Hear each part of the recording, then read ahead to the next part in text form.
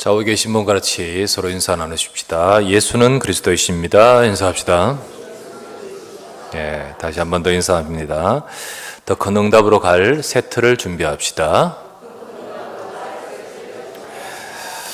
오늘 여러분과 제가 오늘 사도행전 11장 말씀 갖고 틀에 묶인 예루살렘 교회라는 내용을 보면서 여러분과 저를 볼 수 있는, 그리고 하나님의 더 큰 응답을 받아가는 우리가 되기를 바랍니다. 우리가 신앙생활을 하면서 또 오래 믿으면서 더 그럴 수 있습니다. 뭔가 오해된 것이 딱 자리를 잡고 그것에 익숙해질 때가 있습니다. 사람들은 생각하기를 처음 믿는 사람도 옛날에 가진 생각이 있고, 또 오래 믿은 사람도 또 자기가 갖게 된 생각이 있는데, 열심히 해서 또 하나님께 열심히 해서 복을 받고 그렇게 생각합니다. 그런데 우리가 생각하는 열심, 우리가 생각하는 내가 잘한다 생각하는 것이 아니라 사실은 하나님이 원하시는 것을 해야죠. 우리는 나 중심과 또 육신적인 중심, 그리고 세상적인 어떤 생각과 중심 속에서 우리가 신앙생활을 해나갈 때 맞습니다. 그런데 사실은 응답이 없거든요. 하나님이 역사하시는 것은 다른 데 있거든요. 그래서 내 중심이 아니라 우리는 내가 하는 것이 아니라 진짜 하나님을 믿어야 됩니다. 신앙생활을 해야 됩니다. 정말 신앙생활, 하나님 믿는 생활, 그리고 복음 생활을 해야 됩니다. 내 생각, 내 말 따라가는 것이 아니라 하나님 말씀 따라가야 되겠죠. 그래서 우리는 이렇게 돼야 되는데 사실 이게 잘 모릅니다. 왜냐하면 자기에게 익숙하고 당연한 틀이기 때문입니다. 그렇기 때문에 잘 발견이 안 되고 모르죠. 근데 모르면 계속 가는 거죠.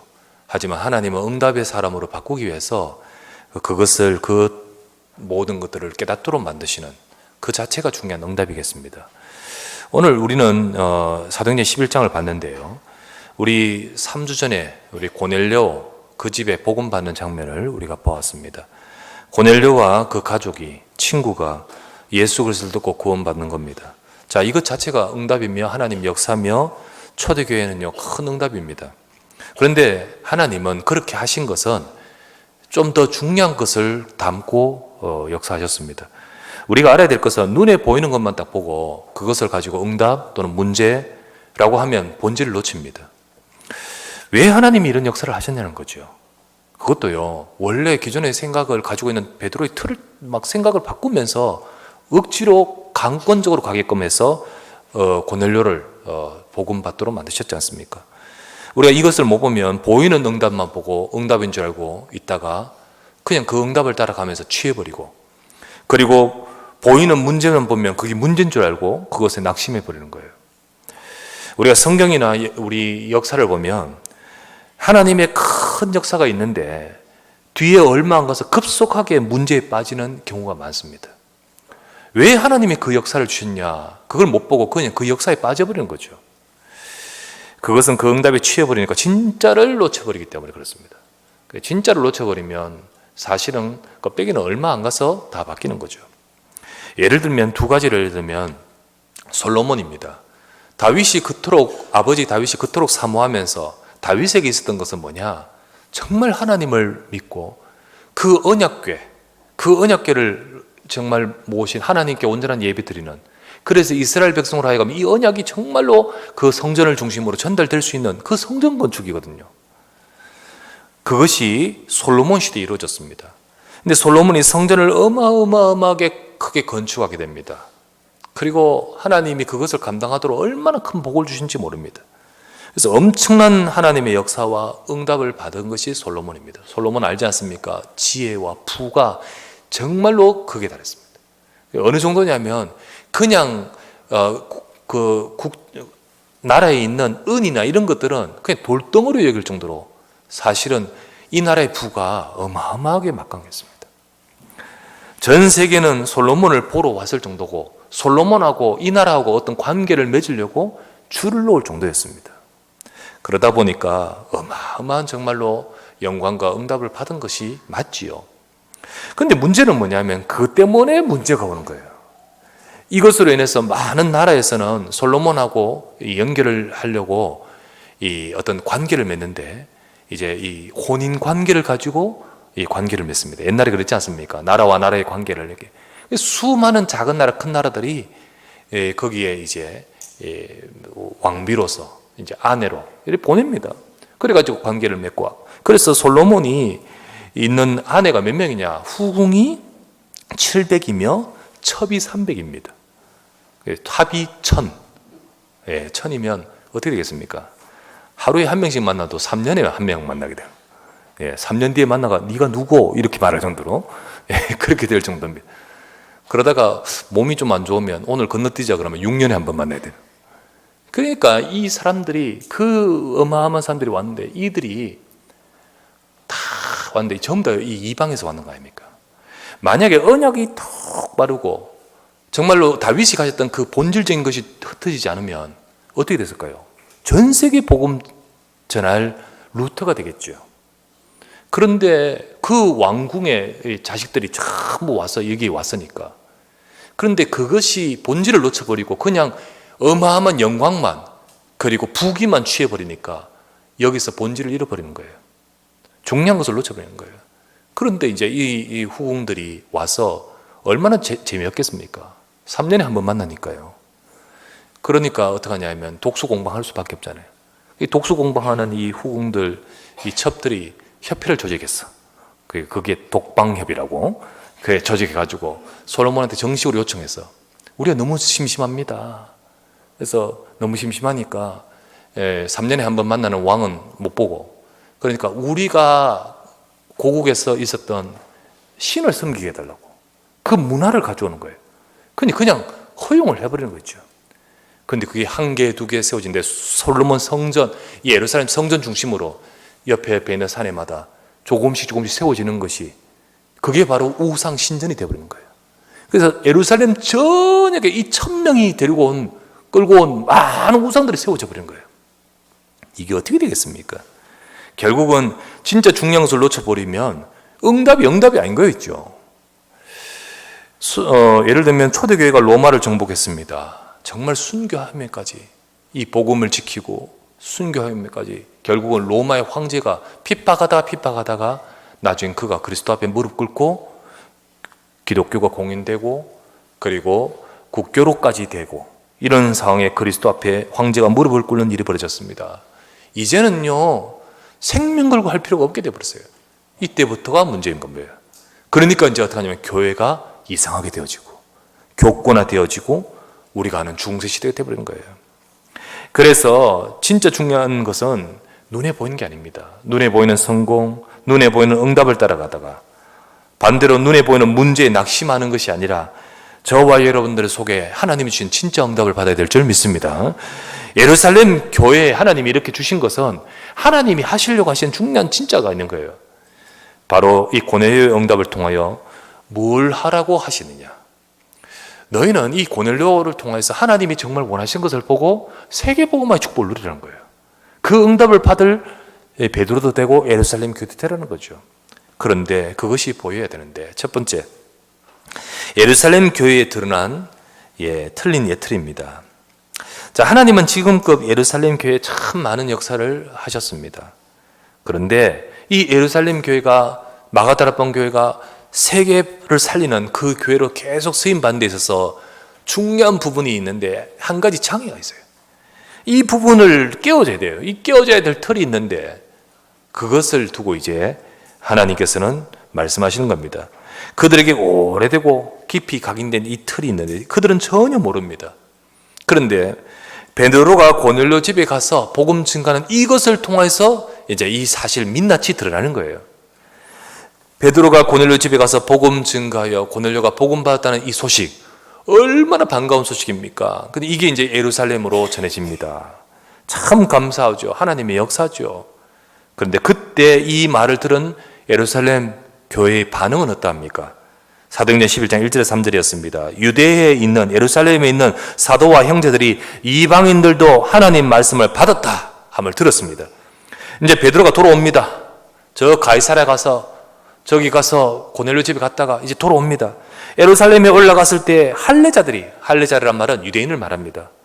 그 할례자들이 비난해서 이르되 네가 무할례자는 이방인을 말합니다.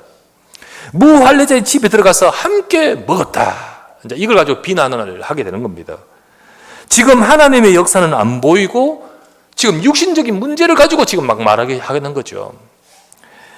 그들이 가지고 있는 틀, 그 중에 뭐가 있습니까? 유대인들이 절대로 바뀌지 않는 나름대로 틀이 선민의식입니다.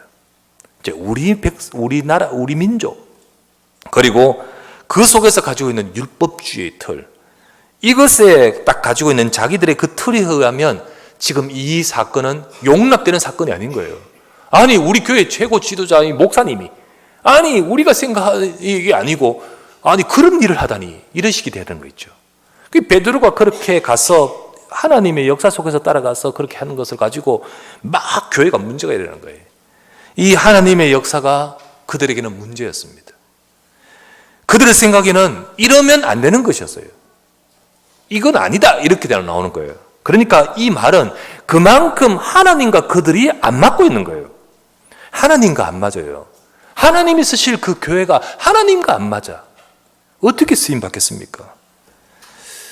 하나님보다는 전부 자기들이 가지고 있는 것이 중심이었습니다. 거기에 묶여 있었습니다. 그러니 어떻게 세계복음화의 응답 속으로 갈 수가 있겠습니까?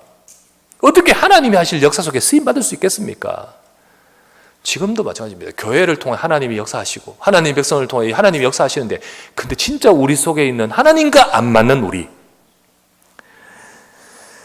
사실은 하나님은 고넬료를 살리는 이 과정에, 고넬료 살리는 것도 하나님의 정말 중요한 역사지만은 그 과정에 그렇게 세밀하게, 그렇게 하나님에게 그렇게 밀어붙이면서 그렇게 하신, 놀라울 정도로 역사하신 것은 베드로 자신이 참 모습을 알게끔 하고자, 베드로야, 하나님이 깨끗하게 하신 것을 네가 더럽다 하지 말라 라고 하면서 베드로 자신이 가지고 있는 그것을 알게, 참 모습을 보게 하려고, 더 나가서 그 교회에 일어난, 일파만파로 일어난 이 문제를 통해서 진짜 교회에 하나님과 안 맞는 이것을 제대로 발견하게끔 만드는 거예요.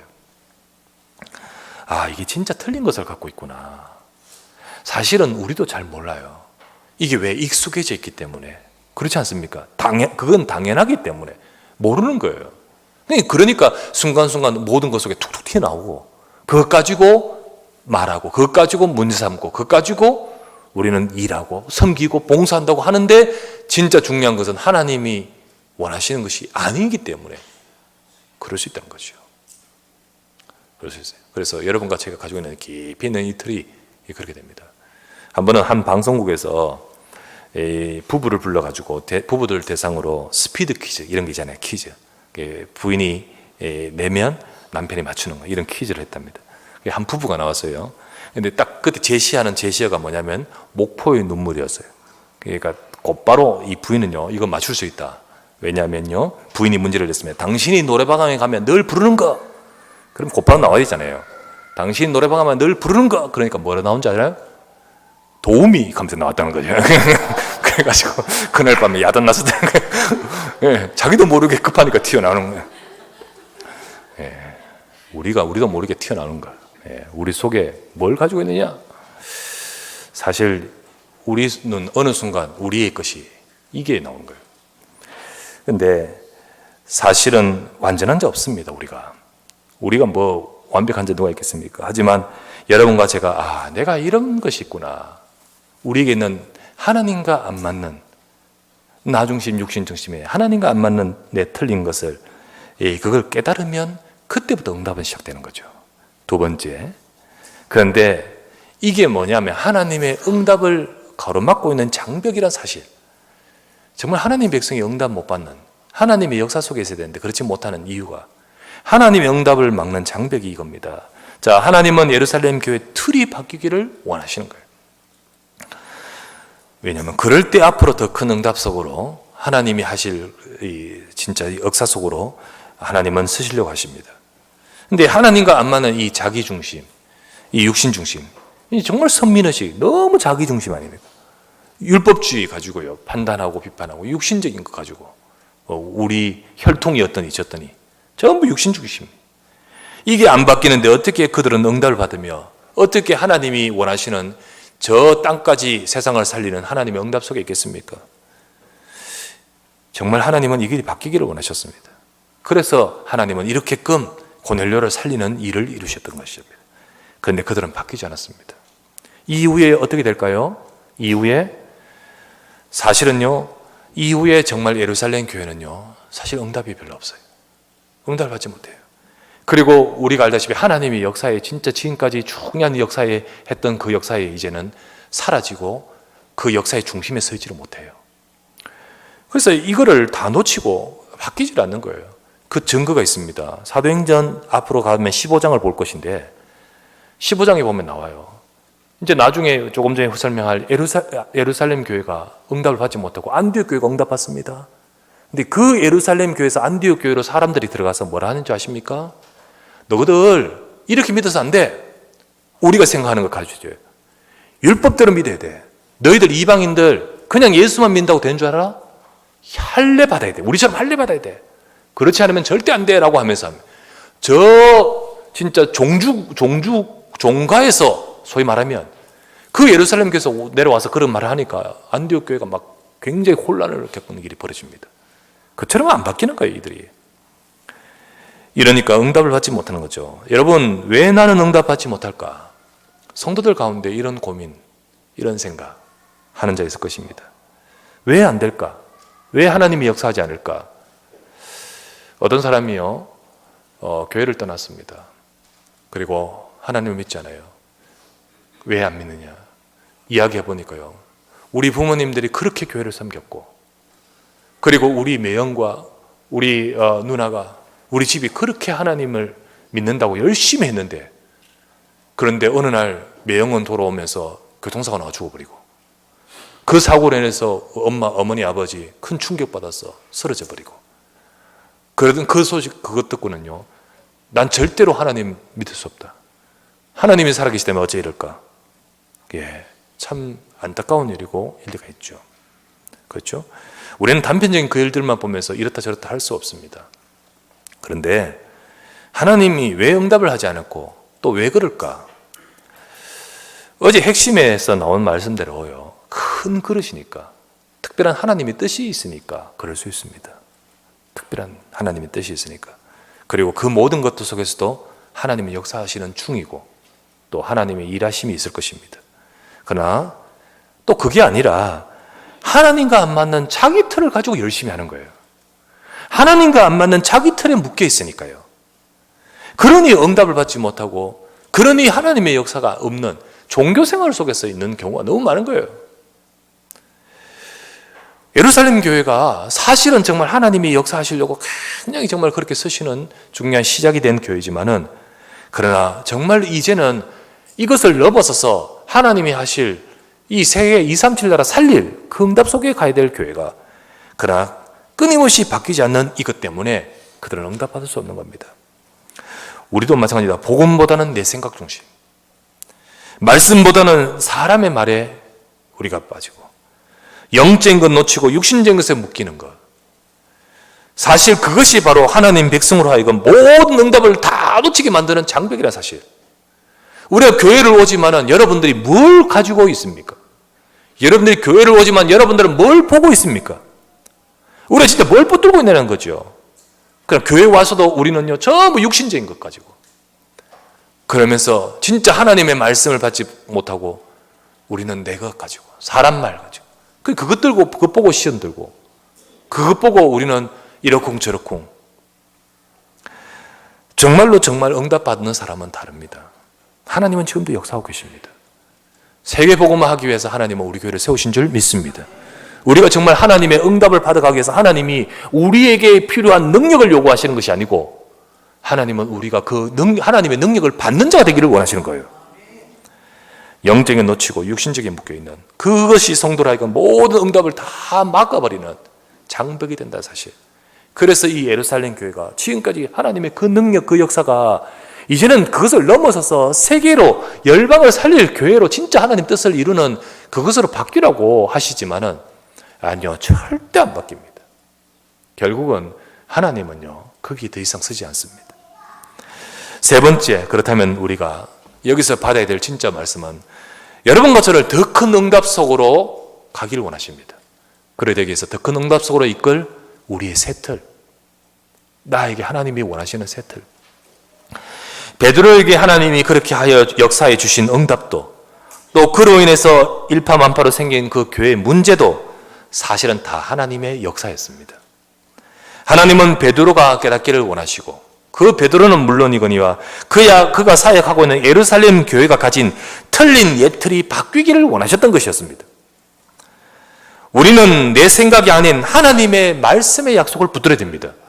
여러분과 제가 내 것이 아니라 진짜 우리는 내 상처, 이것만은 안 돼. 내 생각, 내가 다 가지고 있는 그것이 아니라 우리는 하나님의 말씀의 약속을 붙들고 나가야 됩니다. 그래야 우리는 우리의 삶에 하나님이 역사하신 삶이 됩니다. 우리는 다 응답받기 원하고 하나님이 역사하기를 원하고 있지만은 정말로 우리는 그 응답을 못 받는 장벽에 딱 둘러싸여가지고 있을 때가 많습니다. 하지만 정말 우리가 내 생각과 내 것이 아니라 하나님의 말씀의 약속을 잡고 따라갈 때만이 하나님의 역사하시는 응답받는 삶이 되는 것입니다. 그럴 때 이사야 60장 22절 말씀에 나 여호와가 때가 되면 속히 이루리라. 이것도 여러분과 제가 이루어질 줄 믿습니다.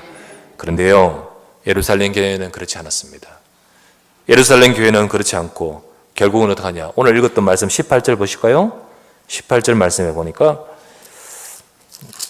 마지막에 그들이 이 말을 듣고, 베드로가 쭉 이렇게 해서 내가 그곳에 가서 예루살렘 교회 저 고넬료 복음 전했다.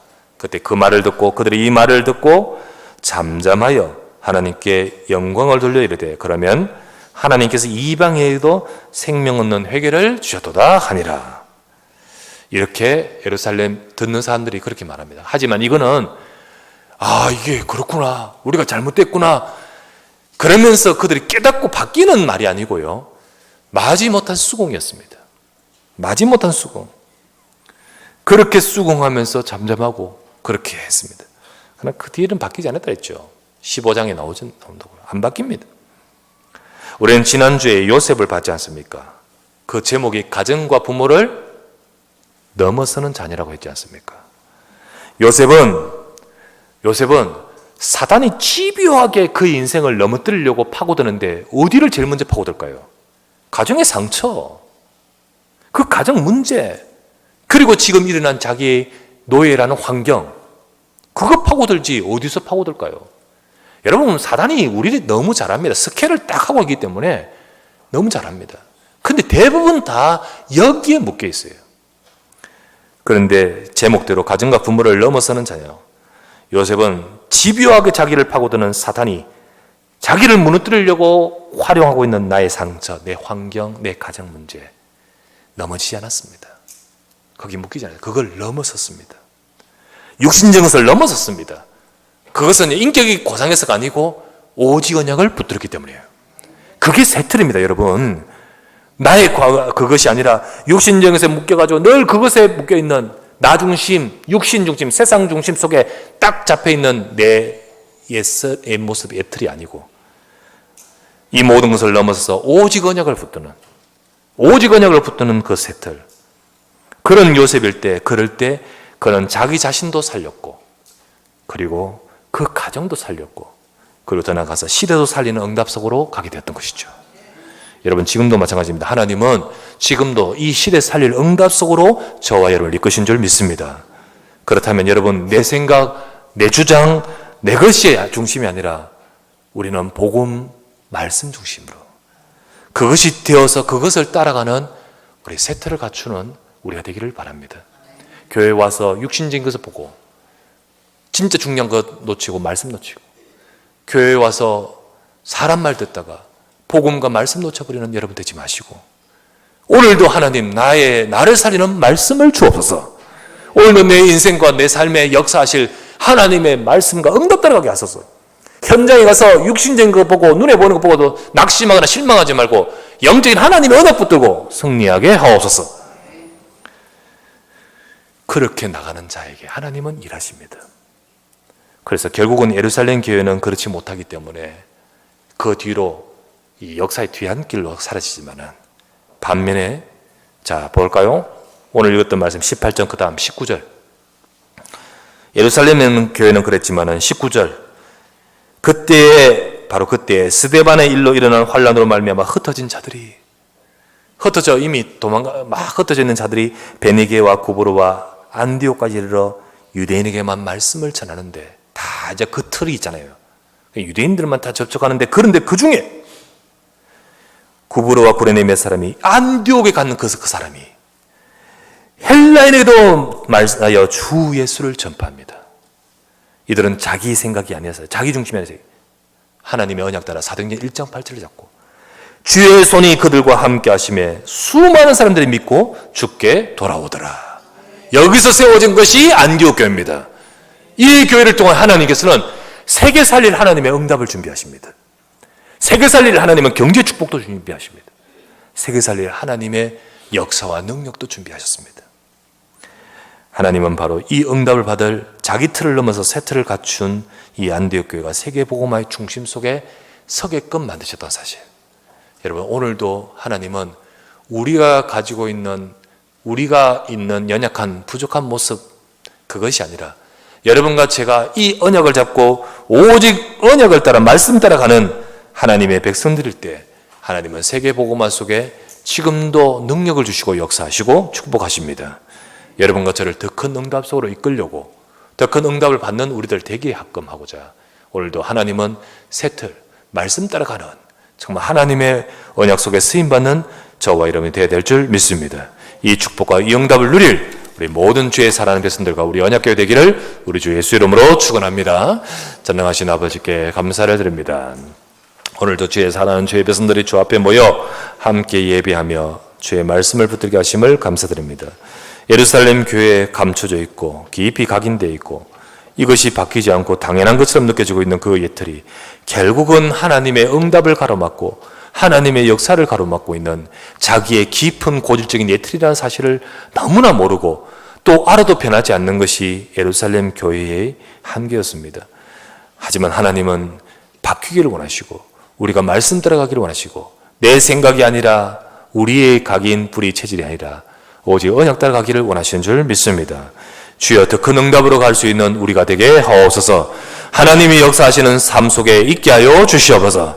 우리가 오직 오늘도 이 시간에 하나님이 원하시는 하나님 영적인 축복과 그리고 주시는 말씀과 그 언약 속에서 우리의 삶이 인도받게 하여 주시옵소서.